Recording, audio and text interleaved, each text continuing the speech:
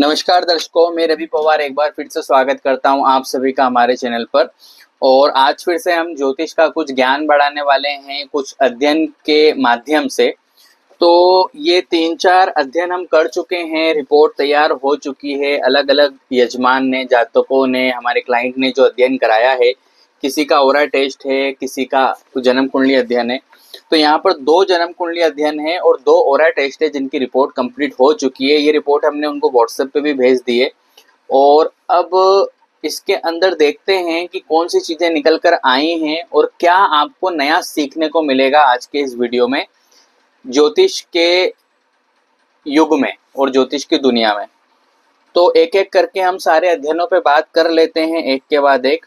तो सबसे पहले यहाँ पे हम कनक लता जी के जन्म कुंडली अध्ययन के बारे में बात करेंगे। इन्होंने सिर्फ एक ही प्रश्न पूछा था, जो इनकी रिपोर्ट तैयार हुई है इसमें भी एक ही प्रश्न का उत्तर आया है। उसको बहुत लॉजिकल तरीके से आपको हम समझाने कि क्या चीजें उसके अंदर निकल कर आई है।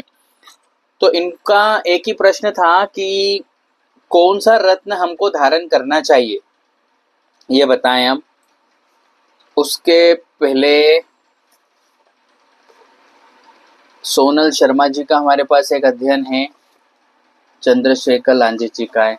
सोनल शर्मा जी का जो अपॉइंटमेंट था कनक जी के पहले था। तो सोनल जी के बारे में बात कर लेते हैं पहले।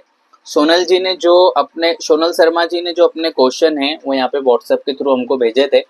और इसके अंदर उन्होंने पूछा था कि कौन सा लाइफ टाइम रत्न है जो हमें धारण करना चाहिए, हमेशा के लिए हम पहन सकते हैं। और वर्तमान में कुछ इन्होंने जिरकॉन पहना हुआ है, शुक्र ग्रह का पन्ना रत्न पहना है, 8 मुखी रुद्राक्ष भी पहना है। तो क्या ये पहन सकते हैं, कौन से हाथ में, कौन सी धातु में रत्न पहनना, इस तरह के सोनल शर्मा जी के प्रश्न हैं। तो देखते हैं इनकी रिपोर्ट में हमने क्या लिखाया है और इनको क्या समझाने वाले हैं, ताकि सारी चीजें इनको अच्छे से समझ में आए।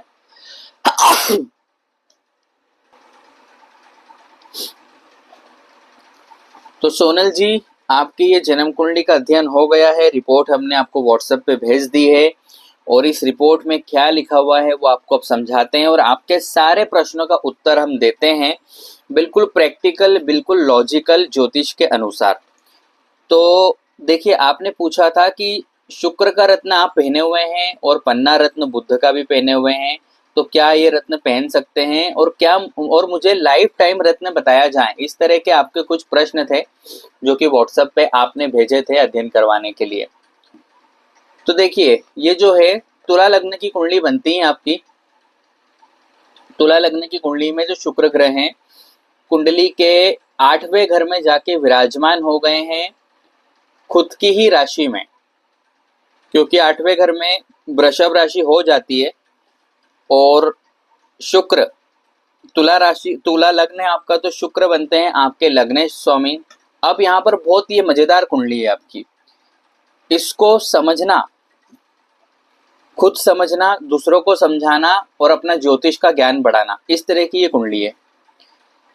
अधिकतर लोग आपको यहाँ पर ये बोलेंगे कि ये जो शुक्र जो ग्रह है वो यहाँ पर अशुभ हो गया है, इसलिए यहाँ पर रत्न कैंसल हो जाता है। कि जब लग्न का स्वामी शुक्र कुंडली के 8वें घर में जाके बैठ जाए तो वो अशुभ हो जाता है, बिल्कुल हो जाता है। इसमें कोई दो राय नहीं है कि कुंडली के 6 और 8वें घर में हो जाए शुक्र तो वो अशुभ हो जाता है। 12वें घर में शुक्र बहुत अच्छा फल देता है वैदिक ज्योतिष के अनुसार। अब आपके जो शुक्र हैं वो वृषभ राशि में जाके बैठे हैं। अब देखिए, आपकी कुंडली में 2 चीजें हो रही हैं। पहला है लग्नेश का अशुभ होना, क्योंकि लग्नेश जब कुंडली के 8वें घर में बैठता है तो वो अशुभ हो जाता है। और दूसरा है शुक्र का अपनी ही दूसरी खुद की राशि में बैठ जाना, जो है वृषभ। तो यहाँ पर विपरीत राजयोग बन जाता है।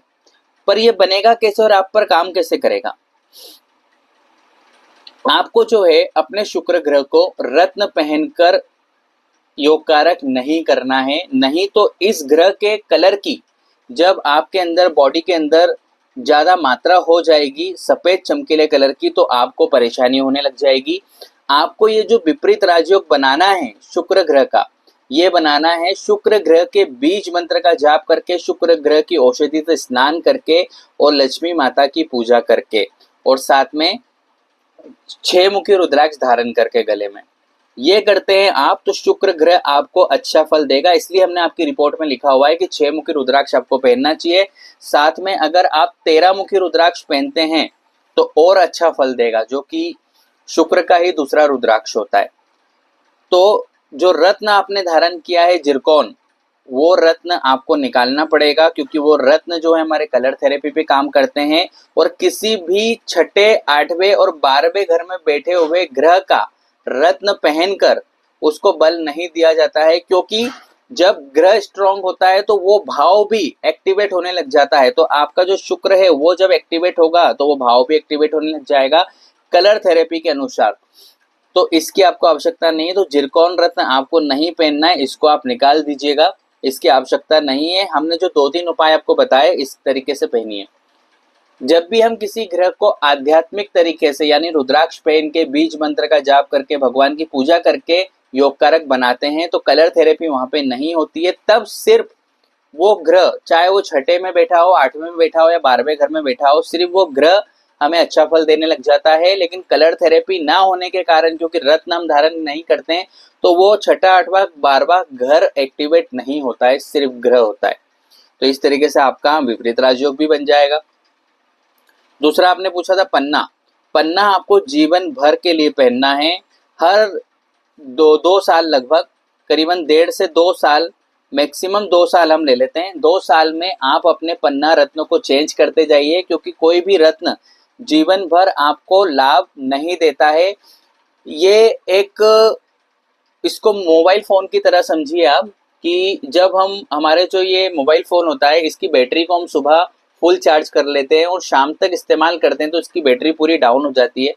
तो ऐसे ही रत्नों में होता है। रत्न के अंदर ये जो कलर होता है, इसके अंदर की जो एक पावर होती है जो कि ऑरा स्कैनर पे बिल्कुल साफ दिख जाती है। जैसे जैसे हम इसको उपयोग करते हैं, हमारे शरीर पर रखते हैं, तो इसकी एनर्जी हमारे शरीर को देते रहता है और इसकी भी बैटरी डाउन होती जाती है। तो 1.5 साल, हमने कहा 1.5 साल से 2 साल के बीच में हर रत्नों को चेंज करना चाहिए और एक नया रत्न धारण करना चाहिए, ताकि आपको एक नई एनर्जी, नई ऊर्जा फिर से मिल सके और आपका जो ग्रह की ऑरा आपके शरीर में बनना शुरू हुई है वो बनी रहे हमेशा के लिए। बहुत से लोग यहाँ पे क्या गलती करते हैं, एक ही रत्न को, क्योंकि उनको मार्गदर्शन देने वाला कोई नहीं है, उनको बताने वाला नहीं है और उनको खुद को नॉलेज भी नहीं है। वो 5 साल, 10 साल, 15 साल हमारे पास आते हैं ऐसे क्लाइंट जो 10-10 साल से एक ही रत्न पहने होते हैं। रत्न की स्थिति बहुत खराब हो चुकी होती है, बिल्कुल शक्तिहीन हो चुका होता है, वो रत्न टूट जाता है, घिस जाता है, स्क्रैच आ जाते हैं। तो ऐसी गलती नहीं करना चाहिए। आप अपने रत्नों को अपडेट करते रहिए और कोशिश कीजिए कि शुरुआत में जो रत्न आपने धारण किया है, जब अगली बार उसको आप चेंज करें तो अपग्रेड करके चेंज करें, ना कि सेम वही क्वालिटी का रत्न पहने। उदाहरण के लिए, अगर आपने जाम्बिया का पन्ना पहना है तो आप अगली बार कोलंबियन का पन्ना पहने, ऐसी कोशिश कीजिए। अगली बार आपने कोलंबियन पहन लिया, उसके बाद में जब कोलंबियन को अपडेट करें तो कोलंबियन से अच्छा पन्ना तो कोई दुनिया में आता नहीं है। तब कोलंबियन की ग्रेड में, उसी क्वालिटी में एक अच्छी क्वालिटी का और पन्ना धारण करें, यानी कि हाई रेंज का, ज्यादा मूल्य का। इससे आपको जो लाभ है बहुत ज्यादा मिलने लग जाएगा और आपकी जो ओरा कंटिन्यू बनते आई है ग्रीन कलर की, वो ओरा और स्ट्रांग होती जाएगी और आपको लाभ होते जाएगा। तो ये हर व्यक्ति को ध्यान रखना चाहिए कि हमारा जो रत्न है वो इस तरीके से हो और ये नियम का हमें पालन करना चाहिए। इसके बाद पन्ना रत्न आपका जीवन भर के लिए हो गया। अब अगला रत्न इस कुंडली में एक और आया है, क्योंकि चंद्रमा आपकी जो राशि है कर्क राशि बनती है इस कुंडली के अनुसार, और चंद्रमा देखें तो कर्क राशि में ही कुंडली के 10वें घर में जाके विराजमान हो गए हैं। तो चंद्रमा अति शुभ हो गए हैं आपके। तो एक आप चंद्रमा का रत्न धारण करिए, यानी कि मोती, उससे आपको बहुत अच्छे परिणाम मिलेंगे अपने जीवन में। तो 2 रत्न हो गए आपके, एक पन्ना और एक मोती। अब आपको समझाते हैं कौन सा रत्न कौन सी धातु में पहनना है। तो चंद्रमा का जो मोती है वो आपको चांदी में धारण करना है। साथ में जो पन्ना है, पन्ने को आप कांसे की धातु में धारण कीजिए। देखिए, बुध ग्रह की जो असली धातु है वो है कांसा, जिसको ब्रॉन्ज कहते हैं इंग्लिश में। तो अगर आपका कांसा ब्रॉन्ज की धातु में बन जाता है तो वो आपको बहुत बेहतरीन परिणाम देगा बजाय चांदी के। चांदी में भी आप पहन सकते हैं, कोई बुराई नहीं है इस कुंडली में, लेकिन चांदी से अच्छे रिजल्ट आपको मिलेंगे कांसे धातु के अंदर। तो कांसा धातु में धारण करिए, लाभ होगा। अपने लोकल एरिया में आप देखिए कहीं पे कांसे की रिंग अगर आपके लिए बन जाती है तो अच्छी बात है, नहीं तो आप हमसे संपर्क करिए। हम आपका जो पन्ना है कांसे की धातु में बनाकर रिंग आपको प्रदान कर देंगे।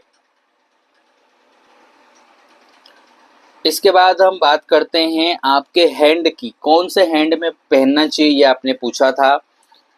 अब यहाँ भी बिल्कुल ध्यान से समझिएगा आप। देखिए, जो आपको मोती पहनना है तो आप मोती को, क्योंकि आप फीमेल हैं तो आपके लिए कोई भी रत्न लेफ्ट हैंड में पहनना सबसे अच्छा होगा। फीमेल्स को लेफ्ट हैंड और मेल को, पुरुषों को राइट हैंड में रत्न धारण करना चाहिए। लेकिन आपके दो रत्न हैं तो मोती जो रत्न है उसको आप चांदी में बनाकर अपनी सबसे छोटी उंगली में पहनिए सीधे हाथ के अंदर, और आपके लेफ्ट हैंड के अंदर आप पन्ना रत्न को धारण करिए कांसे के अंदर, बहुत अच्छे रिजल्ट के लिए। इससे आपको लाभ होगा। अब कांसा हमने लेफ्ट में क्यों बोला, राइट में क्यों ना बोला, क्यों नहीं बोला, और जो मोती है उसको लेफ्ट में क्यों नहीं बोला।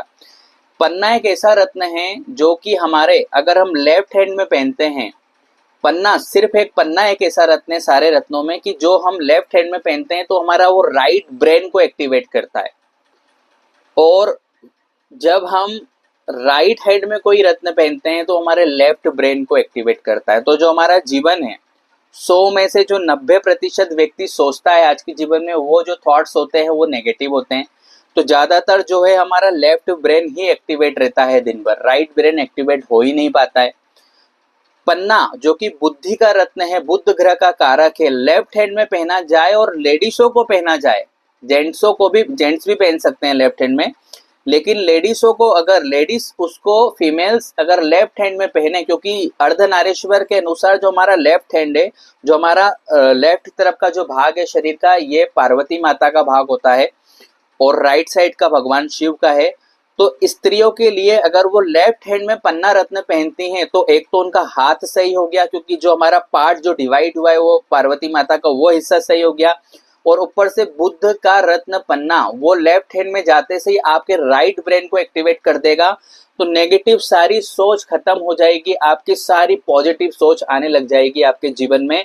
और ज्यादातर, जितनी ज्यादा आपके जीवन में पॉजिटिव सोच आने लग जाएगी उतना ज्यादा आपका वर्क परफॉर्मेंस बढ़ जाएगा, आपका शरीर स्वस्थ होगा, और सक्सेस आपको मिलने से कोई भी नहीं रोक सकता है जीवन में आपके, क्योंकि आपने उस दिमाग को एक्टिवेट कर लिया जो एक्टिवेट नॉर्मली होता ही नहीं है लोगों के, और उसको एक्टिवेट कर लिया। तो फिर ये जो राइट ब्रेन एक्टिवेट होता है ना, ये उन लोगों का होता है जो साइंटिस्ट होते हैं, जो कि एरोप्लेन के काम करते हैं, अंतरिक्ष के काम करते हैं। इतना ज्यादा उसके, उनका दिमाग एक्टिवेट हो जाता है कि वो सारे काम कर सकते हैं। और आपके एक नॉलेज के लिए एक चीज बता दें कि एस्ट्रोलॉजर्स का भी राइट ब्रेन ज्यादा काम करता है बजाय लेफ्ट ब्रेन के। इसीलिए ये जो ज्योतिष की विद्या होती है ये सीखना बहुत कठिन होती है पहले तो, इसलिए एस्ट्रोलॉजी फील्ड में हर कोई सक्सेस नहीं हो पाता है, और फिर किसी को सीखकर सिखाना ये और ज्यादा मुश्किल होता है। तो आप लेफ्ट हैंड में पहनिए पन्ना, राइट हैंड में पहनिए आपका मोती। मोती की एक जगह और होती है जहां पर वो बहुत अच्छा काम करता है, ये जो हमारा चेस्ट का एरिया होता है, क्योंकि ये जो हृदय का एरिया है, ये जो हमारे सीने का भाग होता है, चेस्ट का एरिया, ये चंद्रमा ग्रह से रिलेट करता है। तो अगर कोई मोती का पेंडल गले में धारण करता है, और वो भी पेंडल नॉर्मल ना होकर चंद्र मोती, जिसमें ऊपर मोती लगा होता है और नीचे चांदी का चंद्रमा बना होता है, इस तरह का पेंडल धारण करता है, तो चंद्रमा बहुत जल्दी से एक्टिवेट हो जाते हैं उस व्यक्ति के, और बहुत अच्छा उनको लाभ देने लग जाते हैं। तो आप गले में मोती धारण कर सकते हैं, ये आपकी चॉइस है, आप राइट हैंड में पहनिए या फिर लेफ्ट हैंड में पहनिए। इसके बाद हम आगे बताते हैं आपको, हमने आपके शुक्र ग्रह के बारे में बता दिया, बुध ग्रह के बारे में बता दिया, चंद्रमा के बारे में बताया है, और धातु हमने बता दी, आपको कौन से स्थान पर पहनना है वो बता दिया। इसके अलावा आपकी जो वर्तमान में शुक्र ग्रह की महादशा चल रही है और अंतर्दशा चल रही है राहु ग्रह की। आपने हमको बताया था कि राहु ग्रह की महादशा चल रही है, महादशा नहीं, राहु ग्रह की अंतर्दशा चल रही है शुक्र ग्रह के साथ। शुक्र ग्रह की महादशा में अगर आप कलर थेरेपी के अनुसार शुक्र ग्रह का रत्न पहन के शुक्र को बल देते हैं तो ये आपके लिए अच्छा नहीं होगा, क्योंकि शुक्र 8वें घर में है, इसलिए रत्न निकाल दीजिए शुक्र ग्रह का। आप 6 मुखी रुद्राक्ष, 13 मुखी रुद्राक्ष गले में धारण करिए, आपको बहुत अच्छे लाभ मिलेंगे। आप सीधे हाथ की कलाई पर या उल्टे हाथ की कलाई पर भी रुद्राक्ष का ब्रेसलेट बनवा कर 6 मुखी का 13 मुखी का आप धारण कर सकते हैं, आपको अच्छे रिजल्ट मिल जाएंगे। इसके बाद राहु ग्रह की चल रही है आपकी अंतर्दशा, राहु ग्रह का रत्न आपकी कुंडली में नहीं पहनना है। 8 मुखी रुद्राक्ष बिल्कुल आप धारण कीजिए, 100% आपको पहनना है। और कब तक पहनना है? 18 अगस्त 2025 तक इस रुद्राक्ष को पहनना है, उसके बाद इसको निकाल दीजिए, राहु की अंतर्दशा खत्म हो जाएगी। अब हम आपको बताते हैं जीवन भर का आपका कलर। आपको ग्रीन कलर पहनना है जीवन भर, ये आपको बहुत अच्छा लाभ देगा। और व्हाइट कलर, इस कलर को जरूर से पहने। बुधवार को हरा कलर, मंडे को व्हाइट कलर जरूर से आपको धारण करना है। शुक्रवार को आपको व्हाइट कलर धारण नहीं करना है। रुद्राक्ष की बात करते हैं, 4 मुखी, 6 मुखी और 7 मुखी रुद्राक्ष का एक एक दाना लाल धागे के अंदर डालकर गले में धारण कीजिए, आपको बहुत अच्छा परिणाम देगा ये रुद्राक्ष और आपको सब प्रकार से लाभ करेगा। ये 3 रुद्राक्ष पहनिए। 13 मुखी रुद्राक्ष हमने एक्स्ट्रा में बता दिया है और 8 मुखी रुद्राक्ष अभी टेम्परेरी आपको पहनना है। अगला उपाय, शुक्र शनि बुध ग्रह की ब्रह्मास्त्र कवच पोटली। पोटली कवच होती है कुछ ग्रहों की, हर ग्रह की एक पोटली कवच अलग होती है।